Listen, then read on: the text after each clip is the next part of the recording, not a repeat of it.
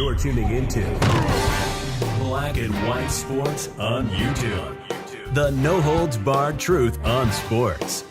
The main event starts now. I'm back. Rudrance for Black and White Sports. Well, let's talk about the Eagles and Vikings from last night. Big Thursday night football game. You know, Vikings, the pundits have been all over the place on what the Vikings are going to be. They're 0-2. That's what they are right now. They did come back and score 28 points, but ultimately the Eagles now are 2-0. The offense, and I've wondered about this, how are they going to look without Shane Steichen, okay? Because we know when offensive coordinators leave teams, a lot of times there's a big adjustment period. Also, be aware of the history of Super Bowl hangovers, okay, with the losing team. All right, that's always been a thing. And but they're 2-0. At the end of the night, the Eagles somehow, some way was 2-0. But I can tell you that offense is not running smoothly in Philadelphia at all. It is not. So far, does not look like it did last year under Steichen at all.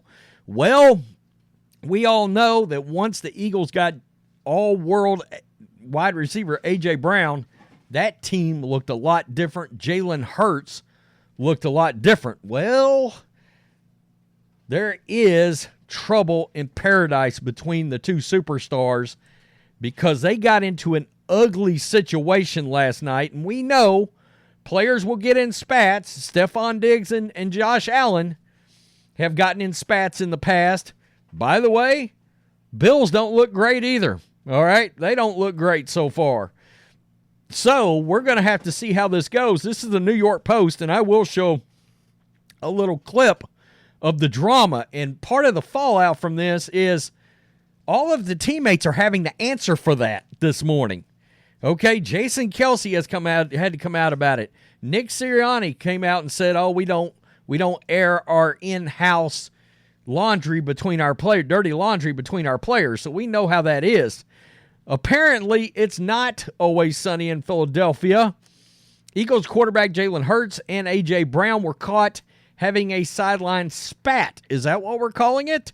Thursday's 34-28 win over the Minnesota Vikings at Lincoln Financial Field. It happened at the start of the fourth quarter with the Eagles up 27-14. It's kind of interesting that you got drama when you're up by that many points. Wide receiver Devontae Smith was standing near the players when it happened, and head coach Nick Sirianni had to come over and break up the heated discussion. Sirianni was seen talking with A.J. Brown as Hurts walks away. After the disagreement, Hurts targeted Brown 3 times the following series, which included a 25-yard touchdown that was wiped out by penalty.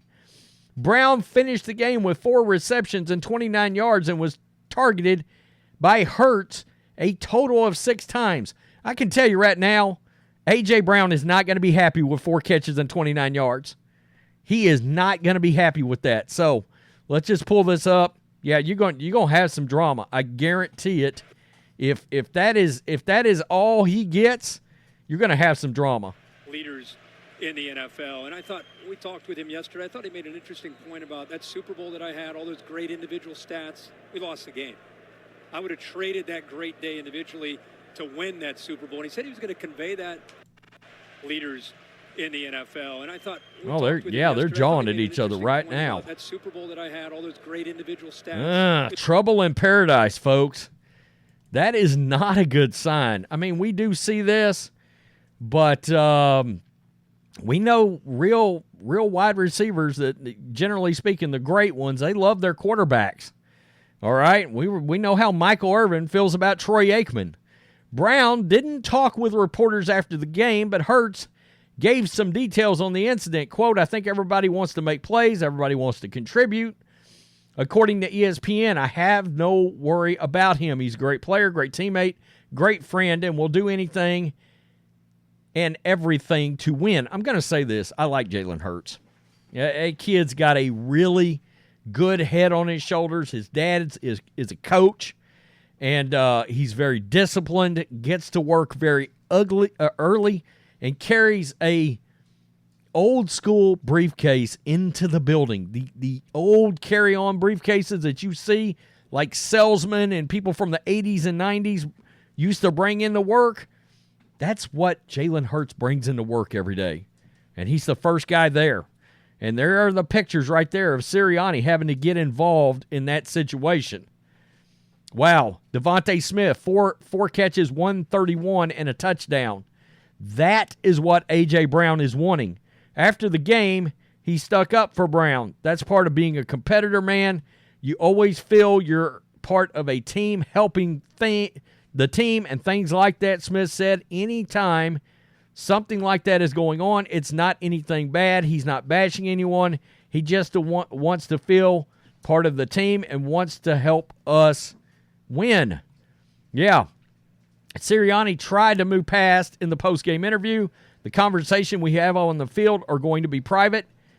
The conversations we have in the locker room are going to be private. Y'all don't need to know what was going on right there. Now, well, that's easy to say, but Philadelphia media today, I guarantee you, Philadelphia talk radio is going to explode with what is wrong, what is the schism on this team.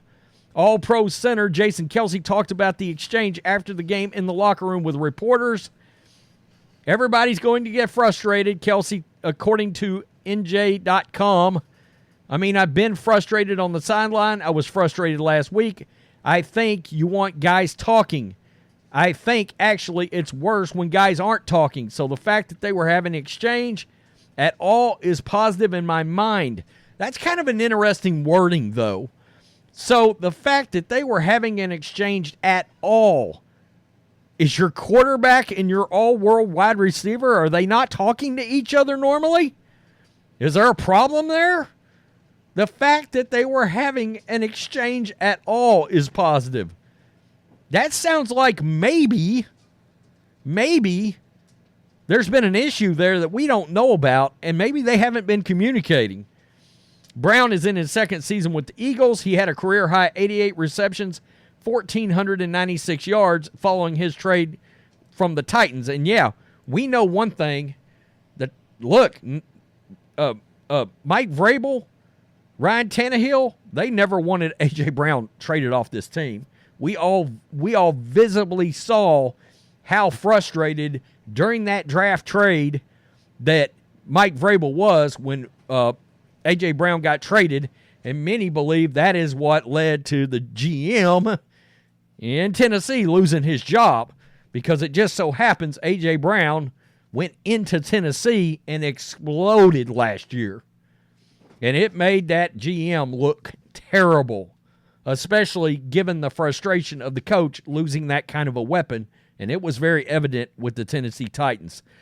So there you saw the exchange. I didn't think it was quite as bad as maybe everybody's talking it up to be, but it's a very big story that's going down in the NFL right now. Is there a problem with the Philadelphia Eagles? Is there a problem with their offense? Is there a problem now that Shane Steichen has flown the coop as the head coach of the Indianapolis Colts? There is always an adjustment period when you lose a very good offensive coordinator. And I actually think he's going to be a pretty good head coach. That might be one that works out, provided Anthony Richardson works out, which, I think the jury is still way out on that. Jonathan Gannon down in Arizona, nah, I don't think he's working out. Wow.